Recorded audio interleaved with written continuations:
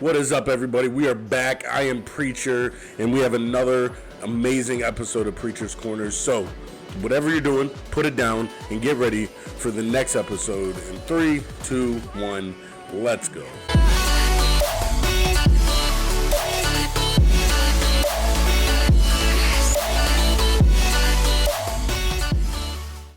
What's up, everybody? It's Preacher. We are back for episode 6. This will be the 6th episode.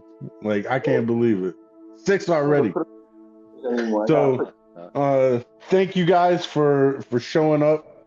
We have another great show planned for tonight. What's up, Scorpio? Scorpio's sitting there looking fresh after he went to a baseball game. They didn't go Red Wings, even though they lost. But whatever, we won't talk about that. So 333 is always showing up for us, and he got us this next guest who I am excited to have on. I've heard a little bit about his story, and so I'm just happy that we have him on. And again, it's another 333 connection. So far, this is like the second person that we have on that 333 got us. So shout out to 333. He's doing his thing over there in Texas. Like, even though the Cowboys and the Texans come from there, it's all good. We won't hold that against them. So I'd like to introduce. It's my honor and pleasure to introduce Conrad. What's up, Conrad? How you doing today? What's up, y'all? I am blessed today. I feel well.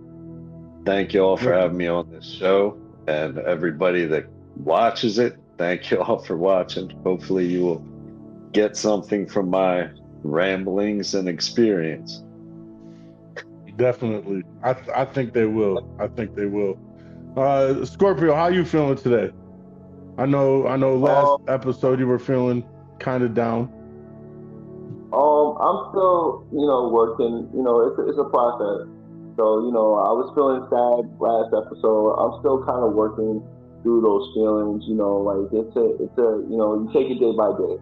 So, I'm lucky. I'm blessed. I got my support system that helps. I got my family. I got friends like, Preaching, friends like 333. I got, friends at the house that I'm at. Shout out to the Jones house that shows me love every day here. That, every time I can't even walk sad here, without somebody like, what's wrong, Kyle? What's wrong? And, that's sometimes it gets annoying, how many times they ask you, but that's only because they care. And they can tell, I'm a happy, laughing, make everybody else around me, feel good person. So when I'm down, everybody else around me can tell, like, oh, something's wrong. But I'm blessed in that, man. I feel great though today. Like, I feel way better. I got to go to Red Wings game. I talked to my dad. Even though I talked to my dad pretty much the whole time I was at the Red Wings game. But it's I had fun. I had a lot of fun. It was my first baseball game ever. So I got to do something and definitely enjoy it. So it was a great experience, and I'm excited. I made sure that I left the game because I will never miss my recordings with you, of course. So I even left the game as the fireworks were going off, and I'm like looking back, I'm like, fireworks, but I gotta go. Because we're making fireworks right here. right now. So I had to make sure I showed up, and then I was excited about hearing Conrad's story because I didn't get to hear it, So I was like, I gotta make sure I came back, and I'm excited to have you on the show, Conrad. It's a pleasure, man. It's a pleasure to be here, brother. Thank you. You know what I hear when you talk about that baseball game, that it's the first one you got to go to, like, ever, like, and you're in recovery now. That's what recovery looks like. It is. See, always doing it. So, thank you for that. For me, I just so today, it was a pretty good day today. Everything relaxed. Played some MLB The Show, but also today I kind of deleted my parents' phone numbers from my phone. Wow. And and I did it because I almost like they haven't. I've contacted them a couple times and they haven't responded. So I've almost now put it in their court. I'm like, okay, if you guys want this, when you want this, I'm here. But I'm not gonna like try anymore to like extend my hand and everything. I'll let them do that next step. So I'm here if they want to talk, if they want to see me, okay. If not, I'm just gonna keep moving forward and do what I have to for myself. So but enough with the sappy stuff, because we might get into some more sappy stuff. But Conrad, one thing we like to do with everybody to just break the ice is let's hear 3 interesting facts about who Conrad is. Oh man, I guess I'm a conglomerate of my experiences and what I've learned from. I grew up in South Philly. I moved down the shore towards Atlantic City as soon as I could, around 17. Then I lived. All right, the last one, I got to give one quick one before that. I was in California for about 9 years. Then I moved to Texas for a girl and a horse. That never works out, does it? Well, it's to be continued. Oh, see, okay. I moved to Oklahoma for a girl, and she ended up taking everything, even the cat. So Oh, damn. left me a futon. Girl, that's why I'm still up here. So, I'm still, my story is to be continued as well, brother. I feel you. There you go, man. So I'm saying, if this girl's watching, the girl I moved to Oklahoma for, if you're watching, I remember everything, and I want my cat back. Oh man, she took your cat? Yeah, she left the futon, took the cat. Oh damn. Wow. At least you left the futon though, right? I guess so. That's a win. I was about to say, I guess. Then I have to sleep on the floor. How does that work? So before we dive into finding out more about your story, what is it that you were? I like to rip off the Band-Aid. What is it that you were addicted to? What was your addiction? How long were you addicted, and then how long have you been in recovery? Alcohol was my drug of choice. Got wasted for the first time at 4, about close to 5 years old. I started drinking regularly at 11. I didn't stop for a good amount of time until I was 34, I think. Whoa. So I was in it for 20 some years at least. Wow. Wow. Yeah. I have so many questions. Questions. That would make for a good show. Please do ask. Did that start at 4 and 5? How? Yeah. So there was a wedding at my parents' house. It was my uncle's wedding. They had a big backyard. And I was just hiding underneath the tables, and I was stealing like splits of champagne, whatever else I could get, and just downing them. I remember getting showered off in a bathtub at one point. Wow. Like it was, I don't know why, I don't remember the reasoning, but I'm assuming I correlated it with people having a good time, and I wanted some of that as well. Yeah.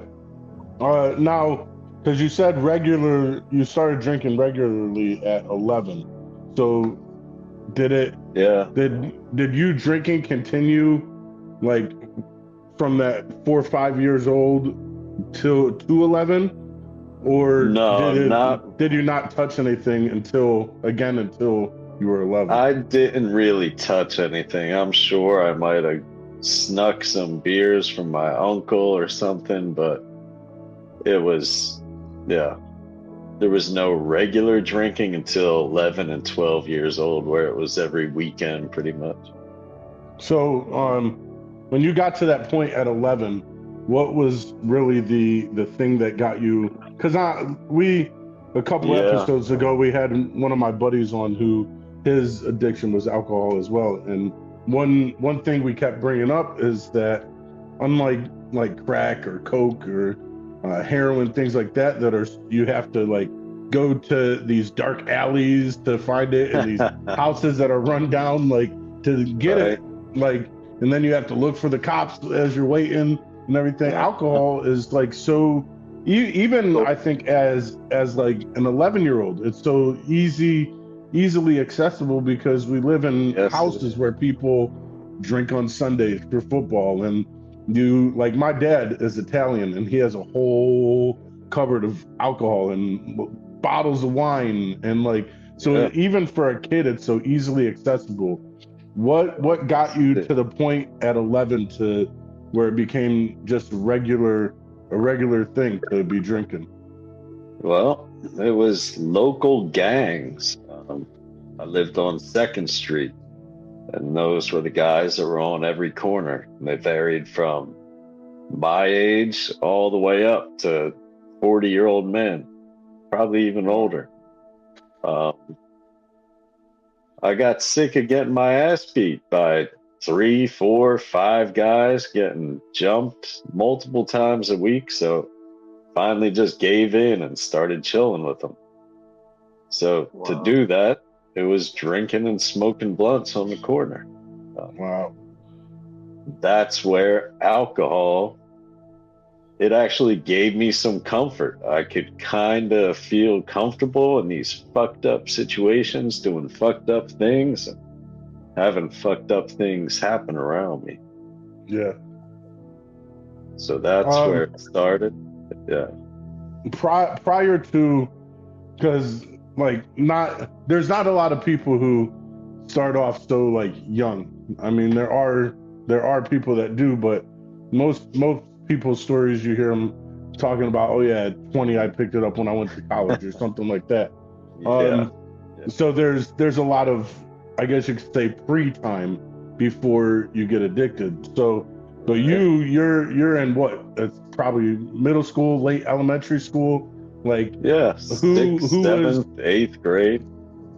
That's just crazy. Like, who who, like, and it's just like, because I think at 11, like when I was 11, I was thinking like, okay, what cartoons am I gonna watch on Saturday morning, and where am I gonna go play Yu-Gi-Oh today, and, and things like that. Like, dude, it's crazy. Yeah, it was a different world back then.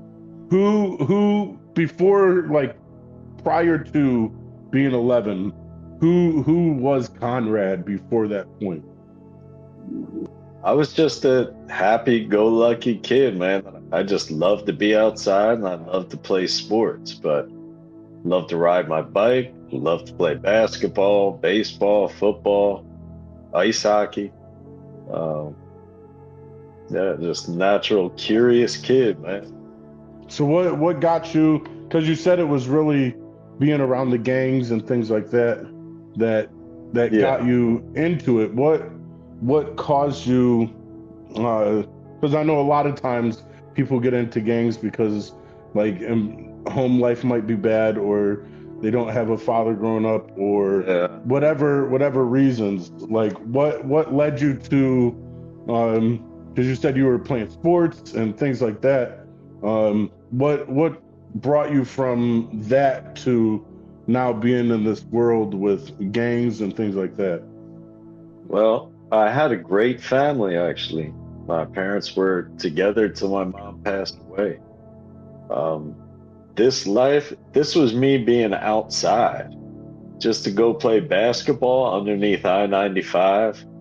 I'd run into people either from the projects, get along with them, but the people in my neighborhood didn't get along with them. So there was kind of this conflict, and I was always there. So yeah, For me, just to be outside, I was drawing all this attention on me.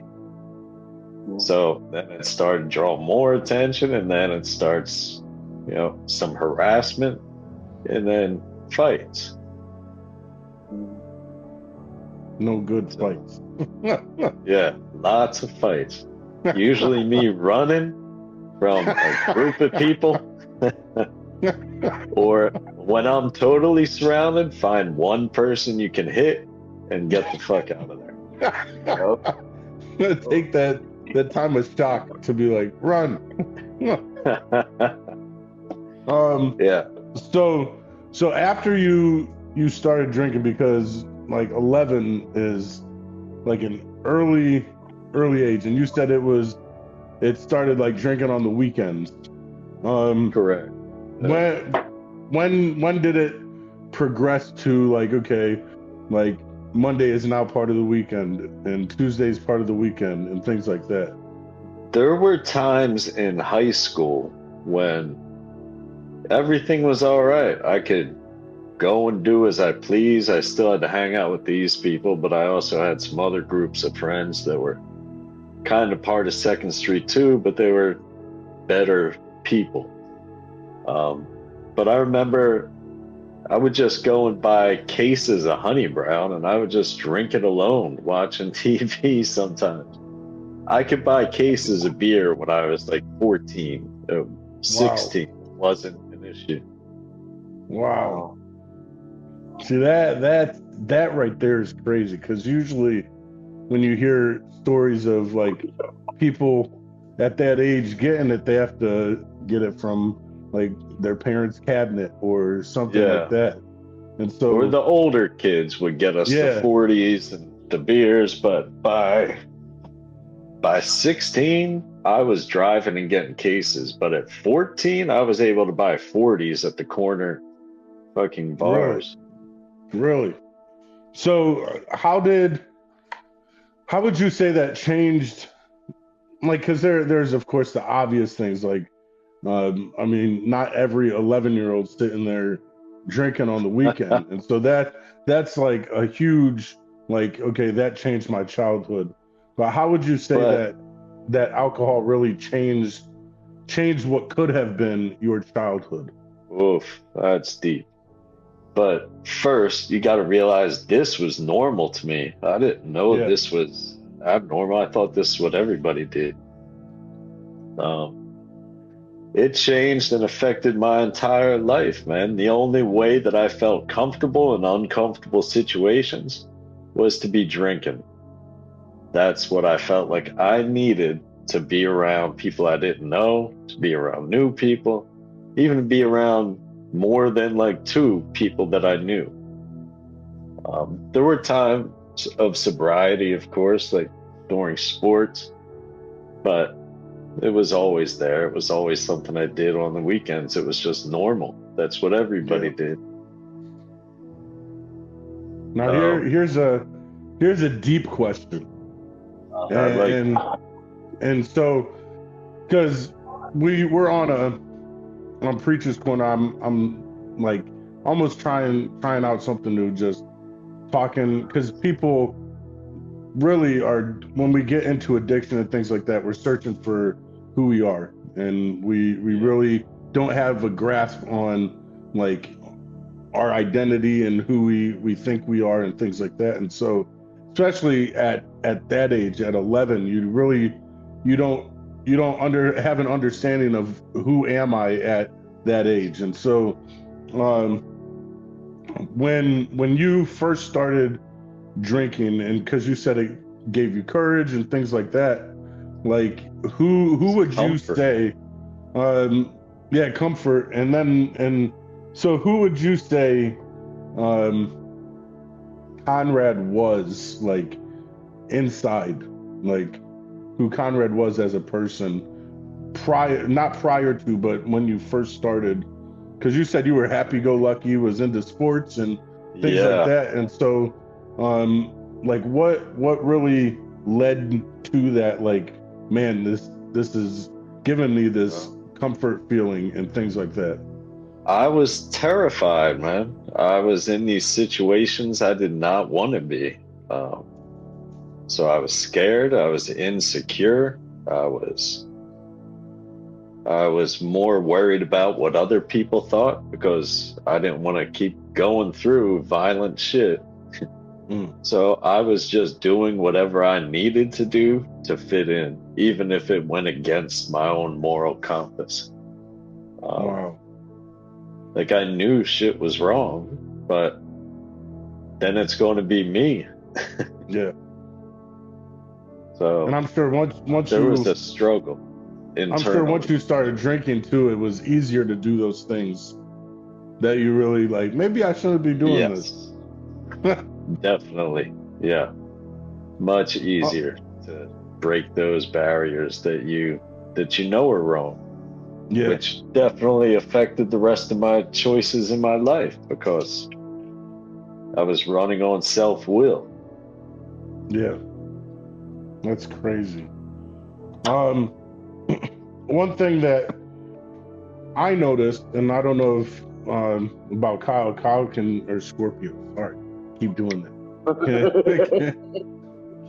Can jump in if he wants, but like one thing I noticed with James, my buddy, who was an addiction to alcohol, and then even and you can almost see it with all the other substances, is that while you're addicted at first, you have normal interactions with people. I mean, Yeah, for months I was still a student pastor having normal interactions with people, going to the gym and shit like that. And so there was still a level of normalcy in my life.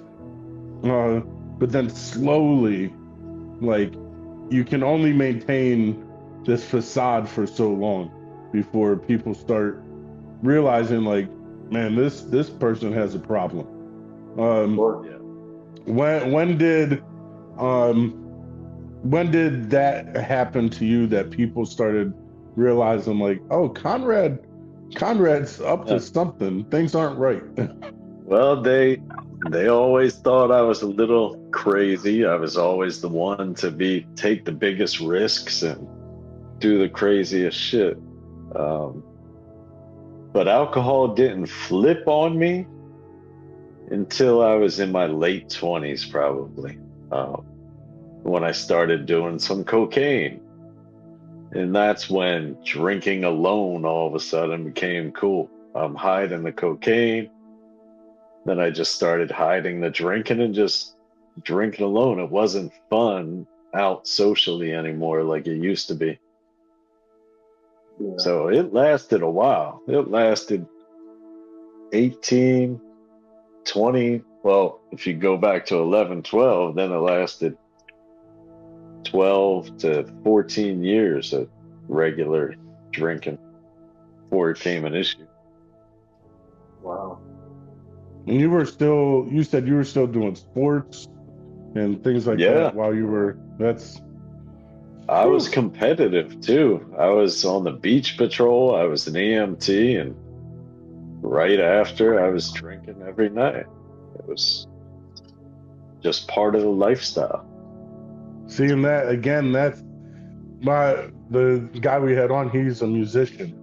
And so it was Okay. the same thing. He said like it was the lifestyle. And so it was almost, it was like it was okay. It was socially acceptable.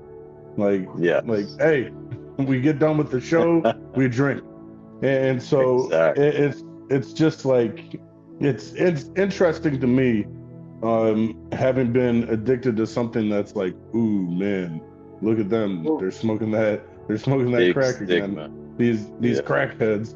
It's interesting to just talk to people who have been addicted to things like alcohol and even pain pills because they're so easily accessible. You go to a doctor, man, my back, doc, and Yeah. like, and so like it's just interesting to see like how in different situations, like today I was just scrolling on Instagram, and there was a short of a guy tipping over at a bar, and there was like funny music on it, and in the comments people are ha ha ha ha, And Yeah, it's laughed I'm at. like, how's this funny? Like, this dude is like passing out and falling off the bar stool, and people are sitting here laughing about it, and the bartender in the video is just sitting there watching. And so it's like it's almost like when does it come to a point in even society where it's like, okay, like we can't keep finding certain things acceptable and saying like, okay, well, this it's just this college frat boy who had a little bit too much and now he's acting crazy, because like that's what leads to these people eventually like Yeah. getting like heavy into addiction. And so it just boggles my mind how we can, how as a society say like, okay, that's okay, but and then because then it blurs the lines of when is it a problem. Like, Exactly. It's just ignored or brushed under the table or just he does that all the time. He's fine. yeah, It's yeah, always been. I mean, because you have people that have like Conrad said, like how Conrad was doing his regular routine work, but still was using. There's a lot of people that you would call that can still use and still drink, but still maintain their everyday normal life. You well, they know, call them functional alcoholics. so Like Right. functional alcoholics. Like me and you, preacher, obviously that didn't work for us. So that's why we slowly destroy our lives with our addiction. But then you have other people that it's a lot super slower for them because they know how to maintain. It happens to them eventually, but it's because more things happen because life is life.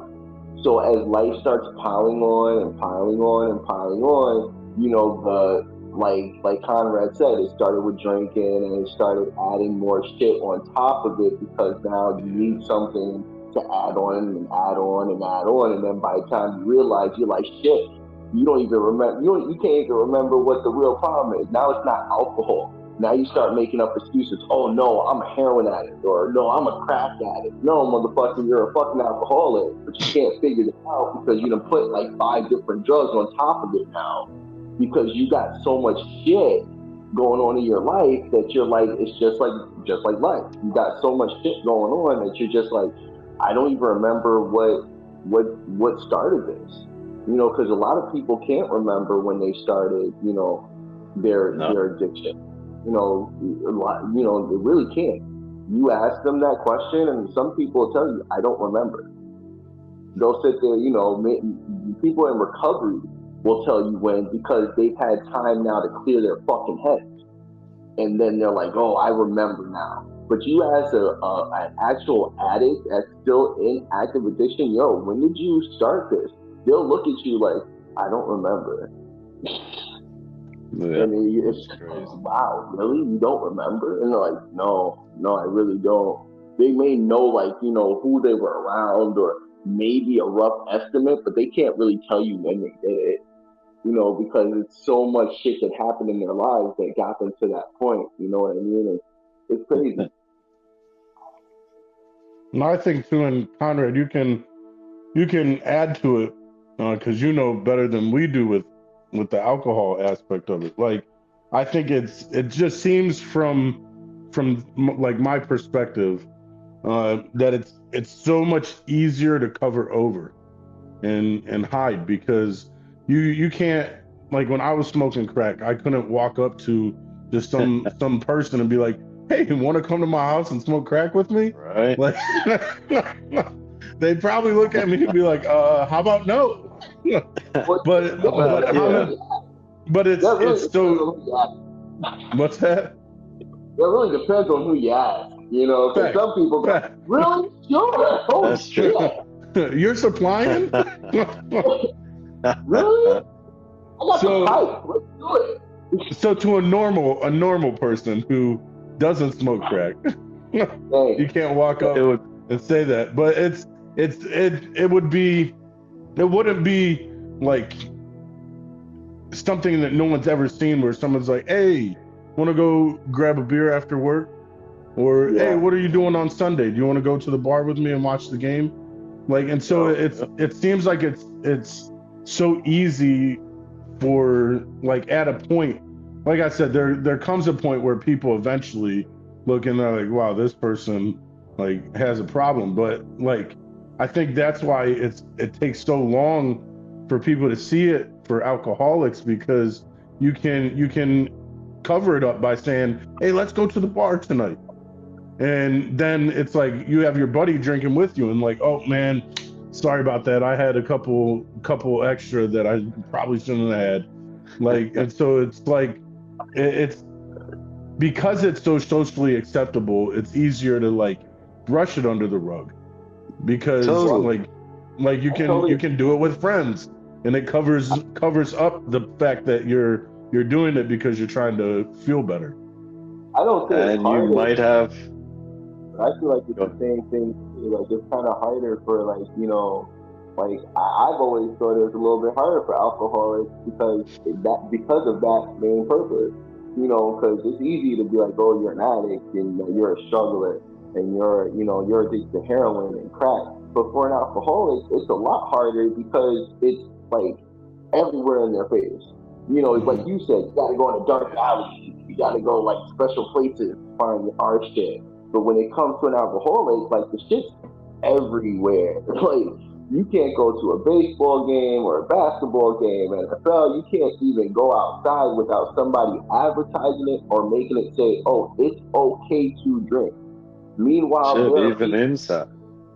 Yeah, you feel like it's crazy. It's like people are struggling with this addiction, and you're like throwing it like right in their face. Like sure, like because it's socially acceptable, and it's like I've always thought like for alcoholics, that's got to be like one of the roughest addictions next to smoking. Like that's got to be one of the roughest ones like I've seen so far. Heroin and coke. Heroin's I feel like is like this just as rough when it comes to like the detox part with alcohol. I feel like those are like the strongest ones to detox off of. But to actually stay clean, heroin and alcoholism are pretty much the top ones. That's like whoa. Those are like the rough ones that are like if you stay clean this long, congratulations, because that's just hard.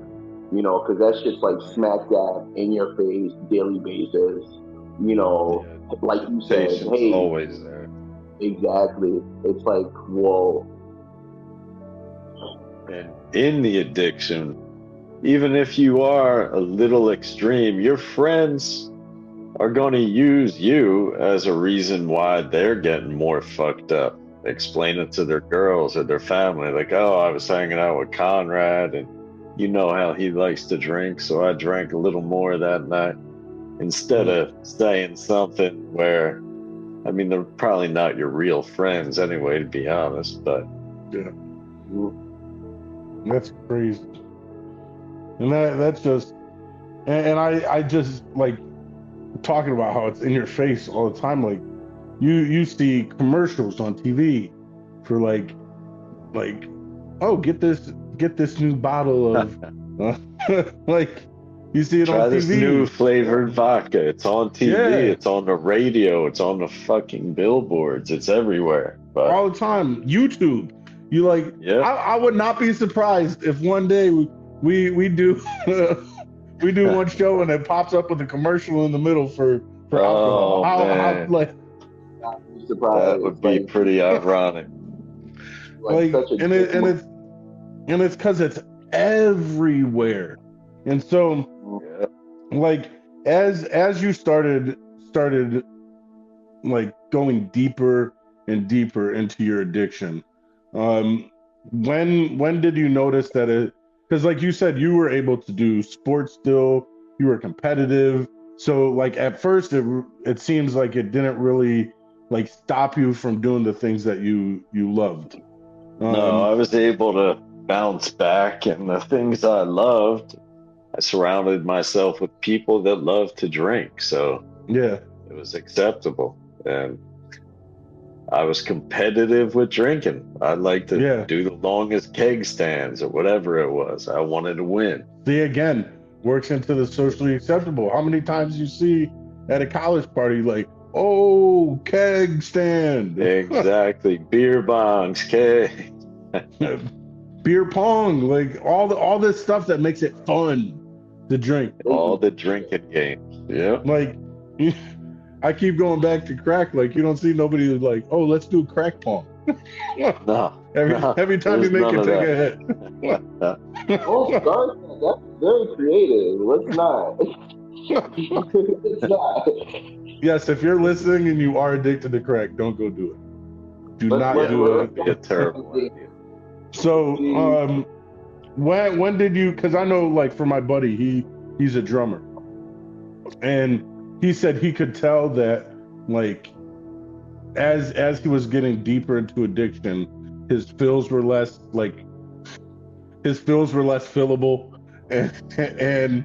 and like he would put less work into doing it, and he would get tired quicker of doing it, and so. When did you notice that this addiction to alcohol began to start taking things away rather than like making you feel good? It was my last year on the beach patrol, probably 27, I think I was. In the winter time in the Northeast, we're not on the beach, obviously, so I would just go crazy and I would usually bounce back. And this time I couldn't, man. I was just stuck in depression, just drinking and drinking and drinking every day. And I tried and I couldn't make it back. Couldn't get in shape. The amount of shame and guilt that came with that just made me drink even more. So that was when it really flipped and there was no going back after that. Treatments. Now you mentioned the guilt and shame of doing it, and I'm all about like how do we feel and who am I and things like that. So when you were like what was that feeling like? Yes, guilt and shame, but what was that like especially being such a happy-go-lucky kid, like because I remember I was like everybody knew like, oh, there's Antoine, he's happy all the time, like if we want to up our spirits, let's go hang out with him. But then even in my addiction, I became a depressed, like yes, people wanted to be around me, but it wasn't because I was happy-go-lucky, like but I became depressed, I became anxious, I became, and then you have on top of that, like I'm not supposed to, I want to help people, and now I'm sitting here destroying lives. And so you add that guilt and shame of, I know I shouldn't be here. And so how did that feel, and how did that shape who you were at that point in your life? I completely isolated. I stopped going out. I didn't want to see any of those people. I was a role model. I was a senior guard. I was an instructor, and I was known in the community. I was known as being a good guy that would help anybody. I couldn't do any of that, and it felt like shit. I would just drink alone. I would run to a liquor store or the beer store and go to different ones at different times of the day so I wouldn't be seen, then get back and just drink. I had a few relationships that still kind of hung on. Like I went back and I was doing construction so I could regulate my drinking enough to get through the day, but then drink again at the end of the day. And one girlfriend that she tried her best to hold on through it, but I didn't want to be saved, and I just wanted to push everybody away from me even further so I could just be in my own misery. Yeah. And that's so interesting, because I think it's really a common thing with addicts, is like, it's like, because I know when I took my first hit,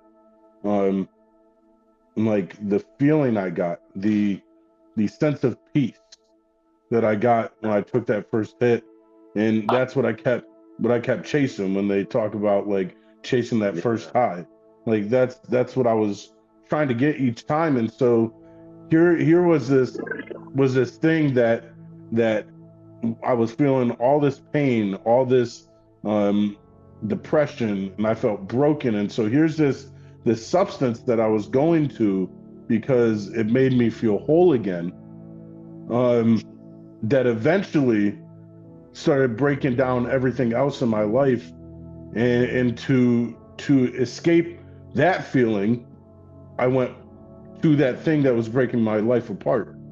And so I think that's interesting that we go to this substance, we go to whether it's the drug or the alcohol or anything that anybody can be addicted to, we go to it to escape this feeling, and then we find that it starts destroying, like, because we're trying to escape this inner feeling, and then it starts breaking up everything outside, and then we have to go to it in order to try to like put a salve on what we are going through because of it.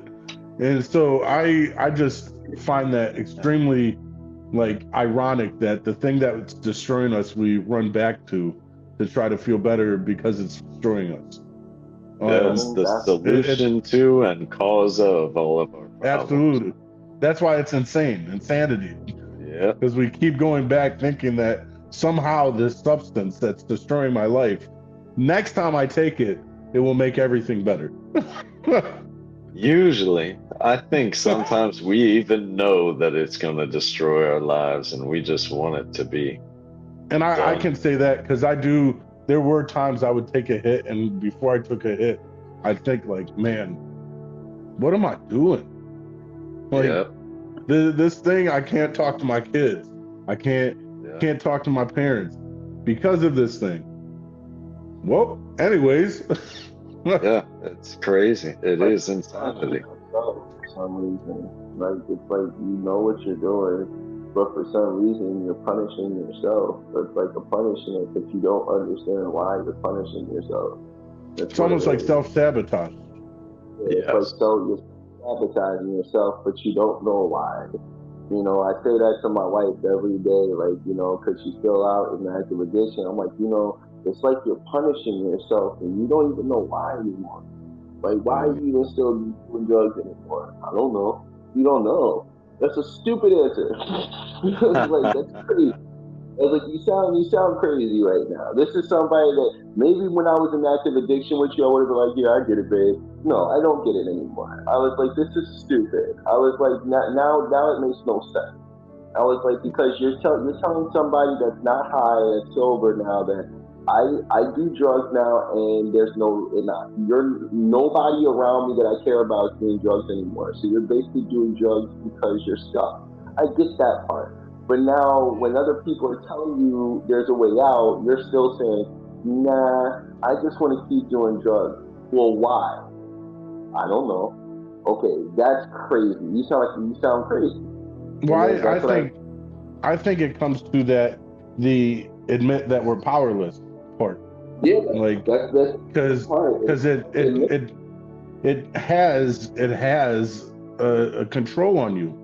It has a hold on you, so much so that that's the only like plausible, sane reason to keep running back to something that's destroying you.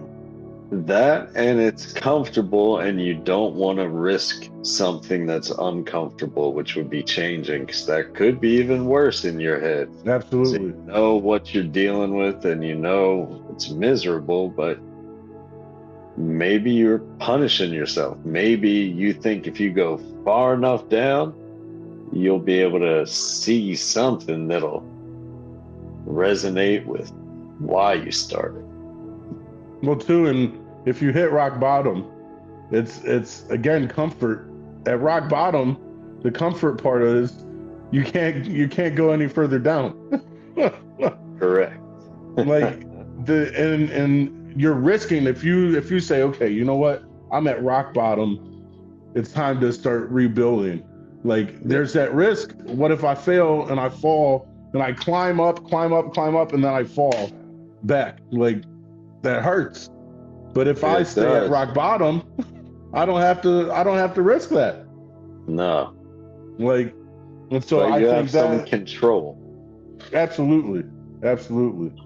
Um, Yeah, I agree. you talked about relationships and how you had that girlfriend who tried to hang on as much as she could. Yeah. And I know, like with Kyle, he with Scorpio. I keep doing it. Scorpio. Everybody knows your name now. With Scorpio, he has his wife still out there. And so and I know and it's really causing a separation. Like, and this is on her side. It's causing a separation between them at times. And I know, like when I was in addiction, I had my parents didn't stop talking to me, and because I had pushed them away, and my kids stopped talking to me because the divorce, and then I had pushed them away. And so how was it with not just that girlfriend you were talking about, but relationships with your parents and things like that? How did those? When did you see that those were starting to deteriorate around you?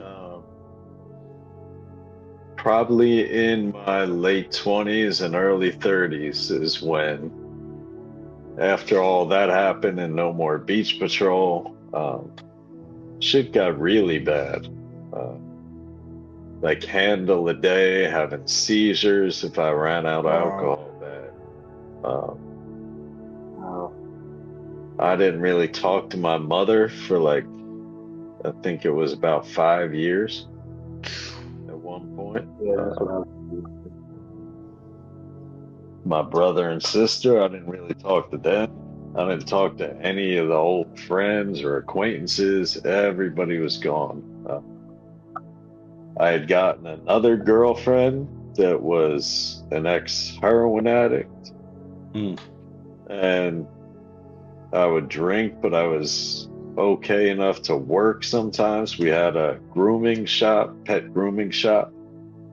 So I was able to help out there and function, but I still had to drink every day. Yeah. That's where shit got really crazy. I could get into that. Yeah. How so? Explain that a little bit. So before her, I'd gone to a couple treatment centers, like state-run ones that weren't much help, and I guess I wasn't really ready to accept help in the way it was offered, looking back. And in this relationship, uh, we had a place together. I got away from my parents, who were the only people kind of looking after me. So it was going on for many months, close to a year. And she went to jail for failing a drug test for probation. And I was in alcohol withdrawal one day, and one of the neighbors saw me. I asked him if he had anything to drink. He said no. He offered me a gravity bong of weed. Well, it turned out to be PCP. Wow. So I was running outside in the middle of winter with just board shorts on, getting chased by like invisible motorcycle gangs and all kinds of crazy shit. I saw a bus coming down the street, full-size transit bus going like 25, 30 miles an hour. And I still remember this. It was clear. I had a moment of clarity, and I ran and jumped into that bus. And probably bounced 30 feet, was in a coma, broken arm, broken ribs, detached heel, concussion. The most terrible part of that was after I got hit by the bus, I was completely paralyzed, but I could still hear everything. And the guys that came and found me were all my old friends from the beach patrol that were now in the fire department. Wow. So you can imagine they weren't talking too kindly, finding me in that kind of state. So I later found out after I got out of the hospital, I cut off the cast and went to go find this guy that gave me the gravity bomb. Oh, he was gone. Everything was gone. The door was open because I was going to kick it in. I was not in a calm state of mind. You're about to take care of him. Yeah, some things were going to happen that I'm glad didn't. Found out that he was the drug dealer for my girl at the time. He was trying to get into the apartment to either get drugs or get money. So he wanted me out of there so he could go and see what was still in there. What? That's crazy. Yeah. Wow. How long did recovery take from of that being in the hospital? Not too long. I was in there about a week, I believe. That's when me and my mother stopped talking for the most part. Now, times around here are kind of blurry. I'm not sure. I think it may have been before that. I got in a fight with my uncle that was living with my parents. They didn't know why. It was because he was banging on my door wanting me to get him Coke or pills or something. I had work the next day, so just came out pushing and swinging. And they saw me, and that's all they saw. And then I had a restraining order. That's when I really stopped talking to her. But the bus accident thing was when there was no more contact. It was just my father every now and then. Now, after the accident, was that like a catalyst to be like, man, I need to make a change, or did you keep going after that? I kept going for a little while, but something wasn't right. Something was different, and yeah, I had some crazy experiences while I was out in that hospital that kind of sparked the spiritual side again. Yeah. So I ended up getting into a treatment center in Utah. I think it was 2015 or 2014. I'm not sure exactly which year. That was my first real rehab, like where people really care about you. People go there to get sober. They're not mandated to be there or anything like that. I was there 4 months, maybe 4.5 months, something like that. It's where I first experienced yoga. Like, I used to be a meathead. Like, I spent all my time at the gym. I would make fun of any dude with long hair or a fucking yoga mat. So that reminds me of real quick. Like, that reminds me of. Have you ever seen the movie Remember the Titans? Yeah. Yes. Where Sunshine comes for the first time, and they're like, oh, he's from California. They're like, Sunshine. That's you explaining a person doing yoga. That's what I think of. Like, yeah, that's. It wasn't until I got into my recovery that, like, I remember thinking the same thing about meditation and yoga. And I remember thinking the same thing like Tai Chi and things like that, and same thing with like acupuncture and things like that. I was like, I would never try that. And then like when I went to John F. Norris out here and went to my 28-day program, they had like these little 30-minute classes that you could like try to experience it, and like I fell in love with these things. Like I was like, acupuncture, amazing. I was like, I love doing this. I was like, oh my god, yoga was like, and the meditation part was like, I fell in love with it immediately. I was like, I could do this forever. I was like, I get it now. I was like, I get it. I was like, this is totally my thing. I was like, I want to continue doing this. I was like, a little bit on the expensive side when I got out. I was like, a little bit on the But No, I wanna. You can go ahead, finish. no, I was done. It's expensive. Trust me. I was Um, done. I want to hear more about the yoga, but first, I want to, before we go too far away from the family part of it, like, Right. so you said it really caused some problems in your family. How? So I know for me, like and you said you guys were a close family. You had a good family growing up. Like the same with me. Like I remember I had like my biological dad passed away when I was one, but my mom remarried, and we had like they both had good jobs. We were taken care of. We had food all the time. Like my parents looked out for us. If there were financial problems, me and my siblings never knew about it because my parents did such a good job just holding everything together.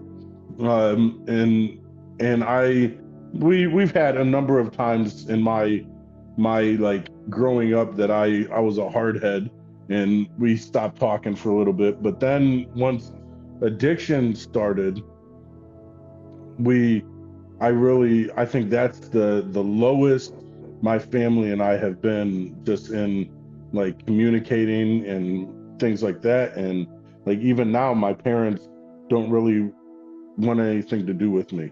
And so Yeah. how did addiction to alcohol really um, affect your family when you were at your deepest in addiction? And then how are you and your family now? Well, I was just a drain, man, emotionally, physically. I'd be belligerent. I'd be joking around and stuff with my little brother or his friends, but it came across as being a bully. Uh, wasn't my intention. So just nobody wanted me around.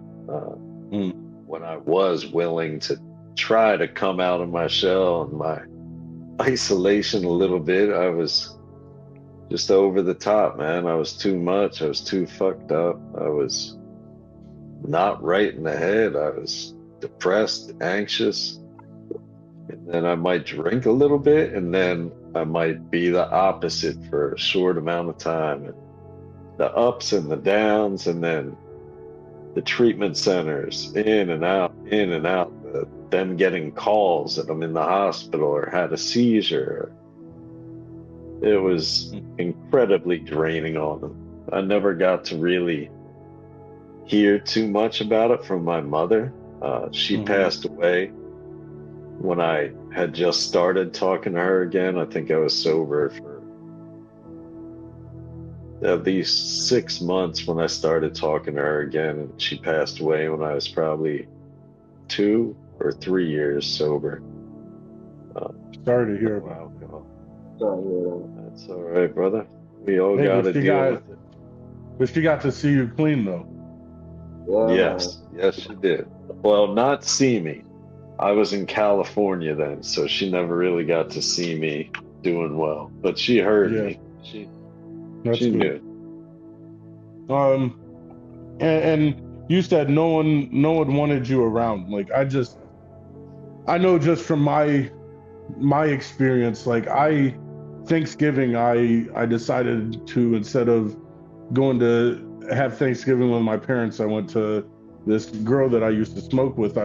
Drove her to her family's house, and we had Thanksgiving there. And then on Christmas, like totally missed the first half of Christmas and showed up Yeah. while after gifts, after food, after all that, and my grandparents were leaving when I got there. And so, like, and then everybody could tell when I was there that something, they didn't know what, but I think they assumed, because I had already told Yeah. them that this girl that I was hanging out with smokes crack and I'm trying to help her. And so I just know that. And then even like Memorial Day, I had just come out of addiction, and I was like right at the beginning of sobriety.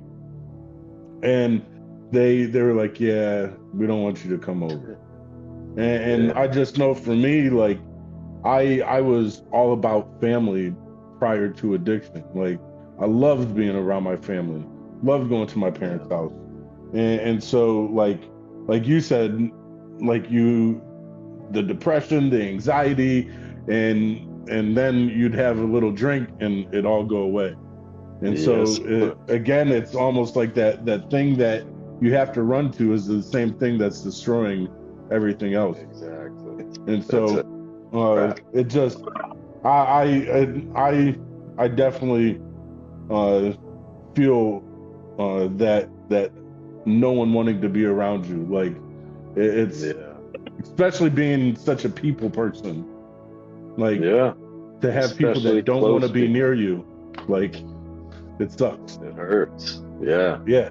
I mean, for a while you don't want to be around people, but then when you do want to be around those people and they don't want to be around you, it's a I used blow to to the ego. I've started saying that I started saying this probably like a month into recovery, that once I started realizing what I was doing to the people close to me, I was giving value and giving value and showing importance to people that didn't value me or find me to be important, while I was pushing those that did away.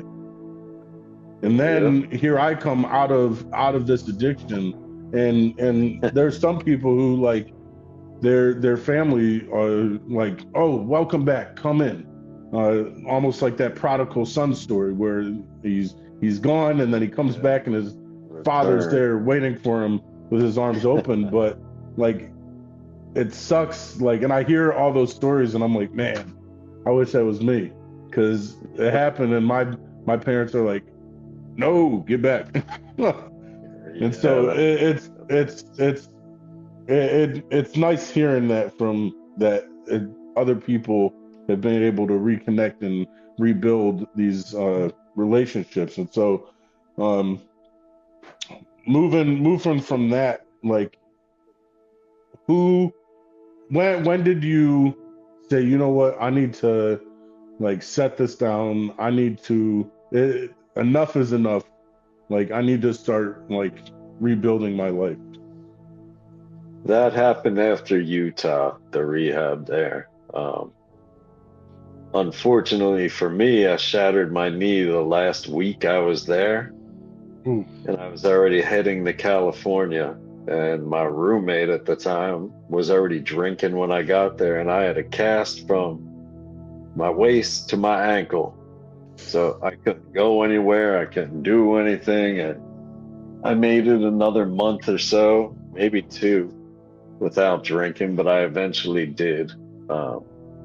And it just went right back to a handle a day. So I ended up in a sober living, got myself into a sober living, detoxed myself. And that's where it really began. A close community of guys, gym buddies, and guys to go to meetings with and really get involved with AA and just talking to people. That's when it started. That's amazing. Yeah. Now, I said this last show, like I'm a firm believer of like, what good is going through something if we don't become something stronger outside of it? What good is going through something if we don't learn something on the other side? And so like going through addiction and then going into recovery really changes a person. Like I know for me, I know for Scorpio, the person who I am today is definitely not who I was in addiction, and it's definitely not who I was prior to addiction. And I think it's almost like a combination of the two. Like I wasn't as street-minded as I am now prior to addiction. Now you could throw me on the street and I could survive easily. But if you did that prior to addiction, I probably would have been like, oh my goodness, what do I do? Yeah, And so totally fine. looking at your life right now, where you sit, having gone through addiction and having done the ups and downs and the roller coaster of not only addiction, but like us in recovery, we know it doesn't get any easier saying, you know what, I'm not going to stop using, I'm going to No, stop using. It probably gets harder, if anything. it And does. so looking at your life now, where you are, um, who would you say you are today? I am. I'm just somebody that is confident in being grounded and knows that I have a purpose in helping other people Mm, and sharing what I have gained from everything that I've been through. To hopefully help some other people that are stuck going through similar things. yeah. Um, I'm a little bit of still that little kid, man, that just likes to play and be outside. Well, I'm a lot of that actually. Hey, there's nothing wrong with that. True. No, not at all. What I'm would you that. say? What's that? I'm also that addict that can fit into any situation. I can see and talk with just about anybody and meet them on their level. Which is an amazing thing, Yeah, man. I think especially we in all helping have people. that. Yeah. True. Uh, what would you say life like? Say life is like now, outside of addiction? Like, because I know that for me, it was almost like a dark cloud all the time, Yes.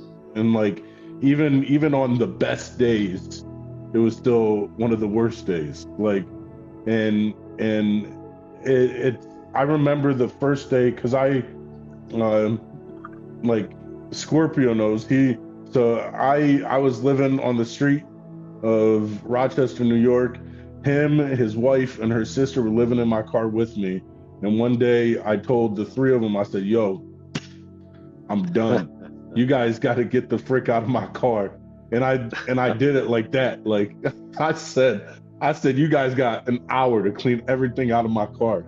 And I sat there while they were just going through everything. it was and it was raining that day. You remember that, Oh, Scorpio? It was I pouring. They had to put all their stuff under like these tires to try to keep everything dry. Because I was like, and then that wasn't even the first place I dropped them. I was gonna drop them there, and they were like, "Well, we can't stay here. Can you give us a ride to another place?" I said, "I can give you a ride. All your shit's staying here, though." Like it was time to go, you were and I done. and so I remember that, and like just having to leave them was one of the hardest things. And then I left them and I went and I started to recover. And I went to, because I was in the Army, so I'm a veteran. And so I went Okay. to a place called the Veterans Outreach Center in Rochester. And I was like, hey, um, there was a men's group that I knew was going on.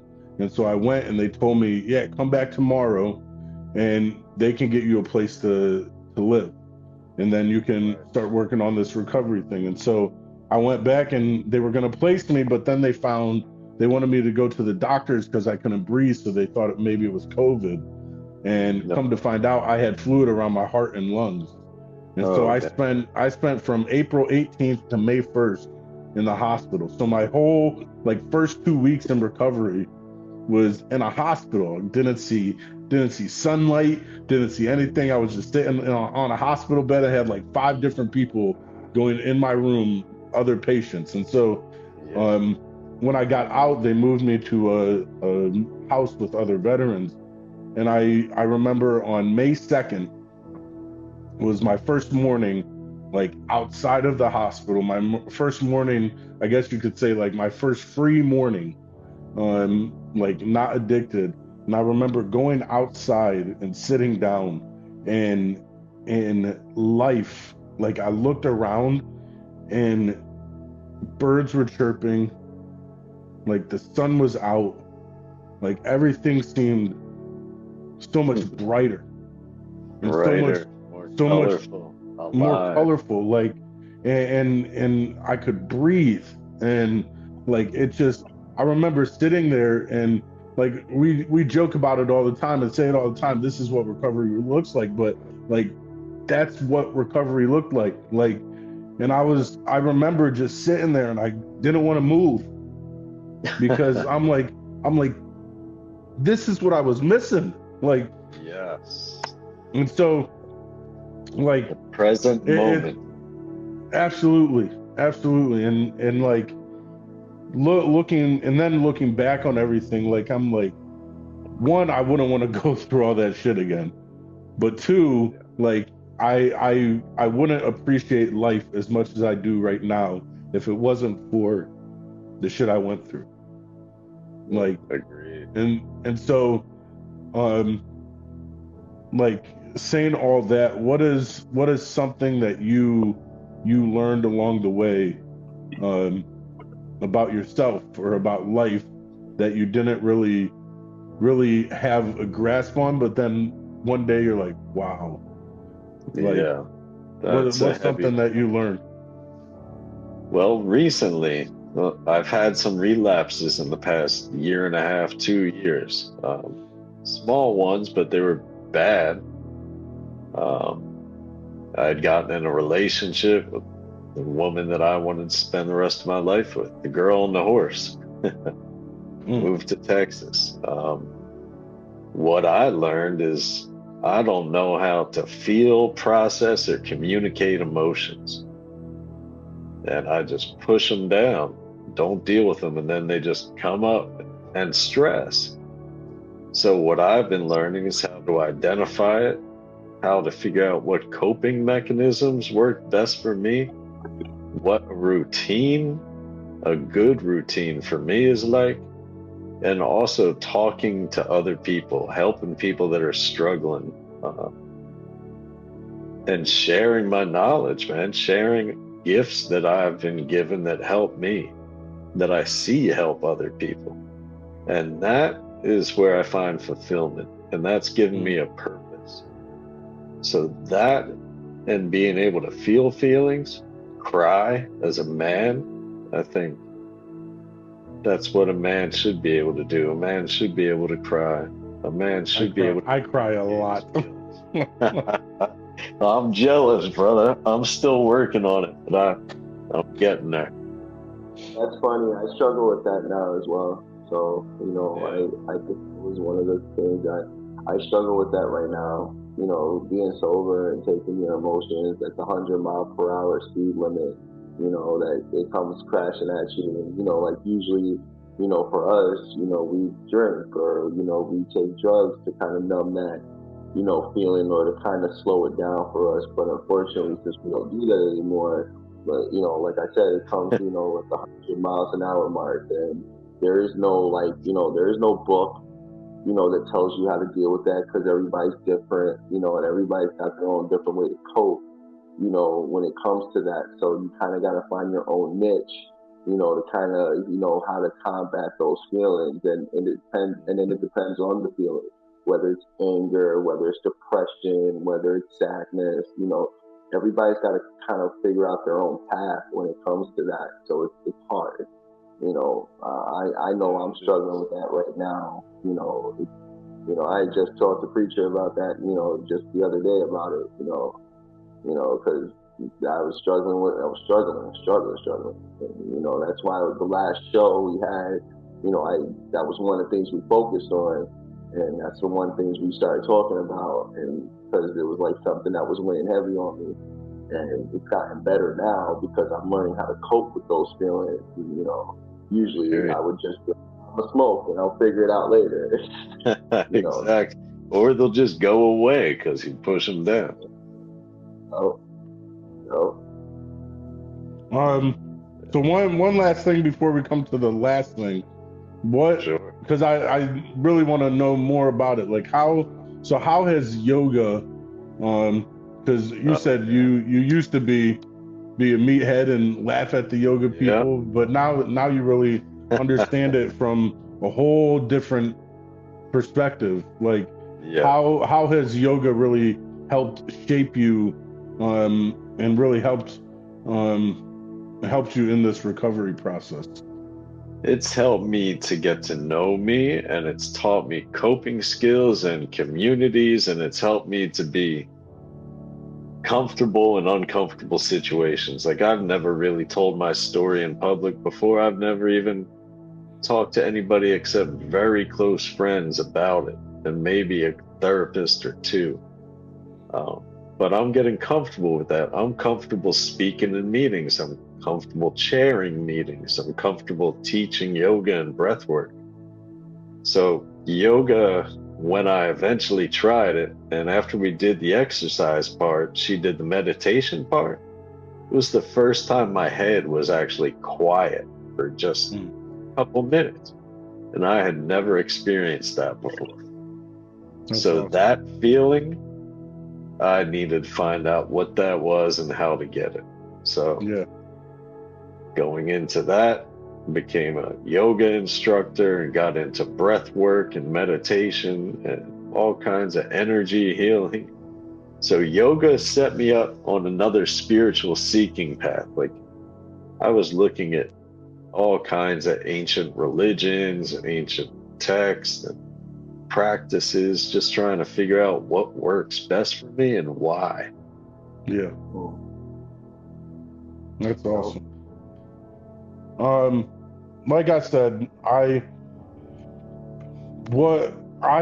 to me, looking at everything, like, I've been through the journey, if you don't learn anything from the journey, what's the point of taking the journey to begin with?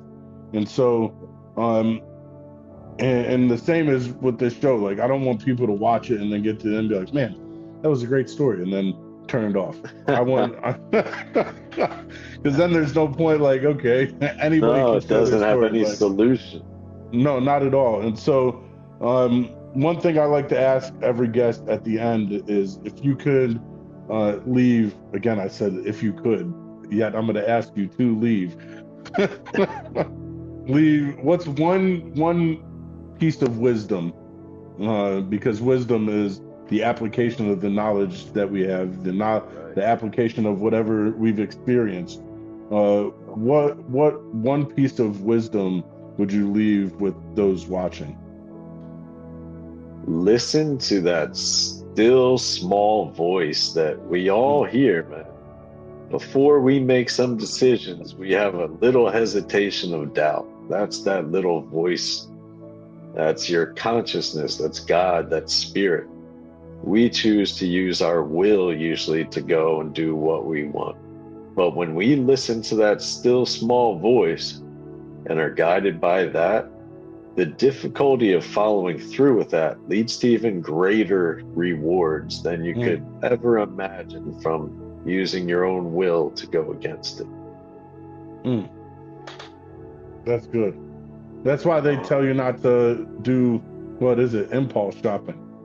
Like, yes. Like, just stop. I know somebody told me one time, like, when you think, I want to buy this, walk around the store a couple times. Exactly. and then like having ask yourself. Yeah. So I love that. What's that? What's that? Usually your first mind is your right mind. So if you're thinking about it, usually that's because something's telling you not to do something. It's usually right 9 times out of 10. Right. And how many times he was saying, like, that usually that first thing we think is if we're thinking about it, that's our mind telling us maybe we shouldn't be doing this. Exactly. And how many I know I can think of a lot of times that has been true, where I've thought, like, maybe I shouldn't do this, and I'm like, whatever. I'm gonna do it anyway. So I appreciate that, and it was awesome having you on. It was great to be on. And one last thing. Yeah, definitely. When you make that choice to follow that voice continues to get louder. And breath work and meditation is also what has helped me to have that voice be more clear. So find something that gives you a calm, reflective time in your day, even if it's 5 minutes. could just listen to your own breathing. You could breathe up and breathe down. Just pay attention to that. Let the thoughts come and go. Just acknowledge them and just breathe, and then go about your day. You'll be a lot calmer, and that voice will be more clear. Hey, you know what? It sounds like maybe we should do a Preacher's Corner, like one episode of just like breathing techniques and like We should, brother. I'm that. starting YouTube channels just to offer free stuff, man, for people. Look at But I'd that. love to come and do it live with you or That would be whatever awesome. works. I would Wow. actually. That would be freaking amazing. Hold Let's on. Let me do it. write that down. Yeah, we need to pencil that in somewhere because I'm definitely interested. That sounds fun. I And think I it would just help think, you, Scorpio, dealing with your emotions and stuff right now when you're struggling. I could come up with a couple things you could use just even while you're talking and interacting with people and you can't get away. And then when you have time to get away, I can show you some things that'll take 10 minutes. I like Thank this. you. I like this. We're definitely gonna talk about this. 'Cause Let's I do like that, man. I I would like that appreciate it. idea. And I just think and that's really what this platform, what I want it to be, is just a place where people can come, hear someone's story, and really see I'm not the only one going through what I'm going through. No. Because how many times does like addiction, it tries to isolate us. It tries to make us think that we're the only ones going through this, what we're going through, even though there's thousands of other people going through the same thing. And Yeah, so nobody understands. That's what we think. so that's why I really wanted to start this podcast, is just to show people like yo, you're not the only one, and there's a way out. Like, you don't have to stay stuck where you are. And so and then I want to give people tools and techniques on what they can do to not make recovery easier, but to help them along in this recovery journey. And I think that would be a perfect thing for I agree. helping people in recovery. So we're definitely gonna stay in touch and get that added into the Preacher's Corner umbrella. So Let's do again, it. I thank you for being on. I am so glad that 333 linked us up. Like, this dude's Yes, sir. killing it on the West Coast. He's my boy, man. He's a good So dude. we'll have to get 333 in to do some yoga too with us. Oh, he does some of my breath works. I Okay, showed him see? some things. Look at him. He didn't even tell us that. No, he didn't have a talk with that. Well, he did share these things. We definitely get some. I'm definitely gonna be like, why didn't you tell me, bro? I've been struggling. Yeah, you got to tell him, man. But It's all for free and it's all to help people, man. Whatever hey, I can do, and y'all asking, that gives me the motivation and helps me do better. that's awesome. So yes, we are definitely gonna be in contact. And again, thank you for coming on the show. And like and everybody watching, you're gonna see him again, because we're gonna get this thing going. So let's do it. So that is all, and we will see you again, Conrad. Everybody say bye, Conrad. Sir. So thank you, Conrad, and I'm gonna sign you out, and then Scorpio. Right, dang, Scorpio and I are gonna finish up, but I definitely appreciate you coming. So thank you. I appreciate you guys having me on. Thank you. Y'all have a good evening. You too. We'll talk to you soon. Later. Again, what an amazing show we had. Scorpio, thank you. Thank you, my brother.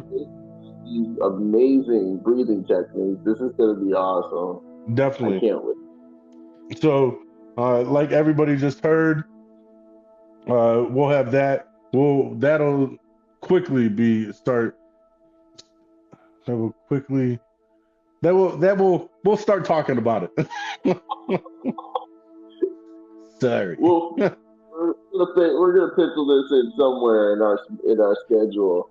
I mean, we got Um, Thursday sports, we got our drops on Friday, but we gonna figure out a way to get this in. Don't Definitely. worry. But as usual, um, if if you want Scorpio, you can say this part about the names. As you know, we have a lot of people in addiction that unfortunately don't make it in addiction. And even though they go away physically, emotionally, and in our heart, they're never forgotten. And we want to make sure at every end of our show that we show support to those that aren't here today. We all try to get out of addiction, and that's what we always are trying to do. But unfortunately, for some of us, we don't make it out of addiction. But our show supports them and their families every way possible. So at the end of our show, we always try to make sure that we put on the end of our show their names to show that they're not forgotten and they'll never be forgotten. So if you do have somebody in your life that was lost to addiction, please let us know so we can drop it in the comments and we'll put it on our show every end of the show and we'll post their names up and we will definitely show them love and definitely show you support and your family support every time. Absolutely.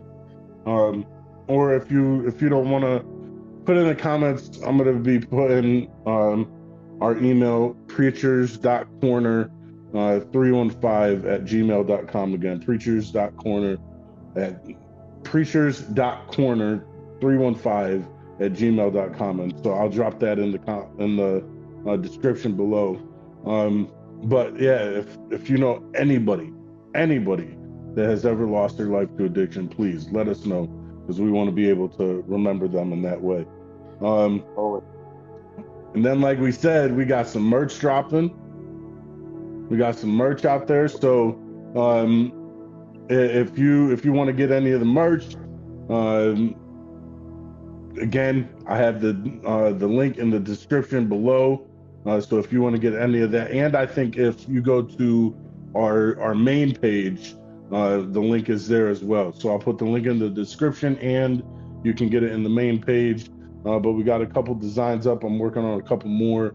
But that's just a way to not only show that recovery matters and that sobriety is important, but it's a way to support the channel so that we can keep doing stuff like this. And because there's a couple things, just upkeep, like paying for the program that we're using, things like that. And so, and of course, the best way to support the channel is to subscribe. That is pretty much the best way to do it. Subscribe.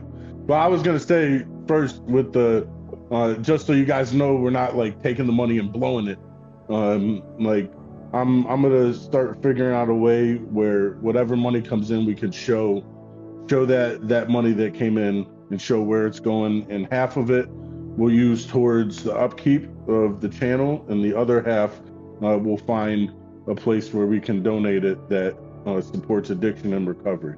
And that'll be our way of giving back while still making sure we are taking care of whatever bills are stacking up for doing this. And so, because we're planning on getting bigger, and if I know just for me, I want to have some more people on that are more prominent.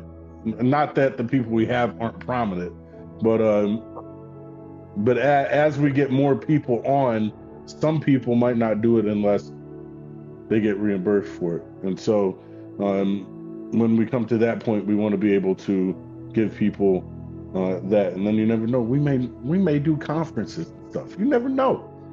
And you never know. Big names up here may have some big names on here. You never know. So but that is all we have for today. This was episode 6. Last week, because we do recap episodes. So last week you saw the recap of week 1 through 5. So this technically isn't episode 6; it's episode 7, technically. But We'll call But it 6. whatever. Whatever the thumbnail says, that's what episode it is. Exactly. But we want to thank everybody again for your support. We could not do this without you. Definitely. And if we aren't already at 100 by the time this video comes out, when we get to 100, remember, we will begin doing live shows, which I can't wait for. That's going to be amazing. And that just shows the steps that we're making. So once we hit 100, we'll come up with a new goal, and we'll do something cool. Like I don't know. We'll come up with some crazy stuff. Maybe like I'll shave my beard at 200. Not. Oh my God. Not happening. Not happening. Oh my God. Let's do this. You know what? Like You know what? I'll say this. Ready? This is gonna be on YouTube, so people can come back to this. When we get to 1,000 subscribers, I will shave my beard. Oh my God. This is awesome. Oh my God. I'm gonna find babies to subscribe to this. This is amazing. I can't believe I just said this. I can't believe he did either. Remember this day he said this, because I'm holding him to this. Oh my God, this is gonna be awesome. We'll get these 1,000 subscribers. I'll find them. They're gonna be on the show. This show's gonna get big, trust me. So it's gonna happen. You're gonna regret this. See, but it'll be like bittersweet because I'll be happy, but I'll be sad at the same time. You'll look nice with no hair. It's alright. It's a good thing hair grows back. Yeah. But my dignity doesn't. It's gonna be awesome. I think that's all we have to do. So too. Look, he's sad now because he knows it's gonna happen soon. So everybody, let's get to 100, and then 1,000. 1,000, baby, we're going for it. But we love you guys. Love you. We love you guys, and until next time, remember to take care of yourselves, love each other, love one another, but most of all, love yourself. Always.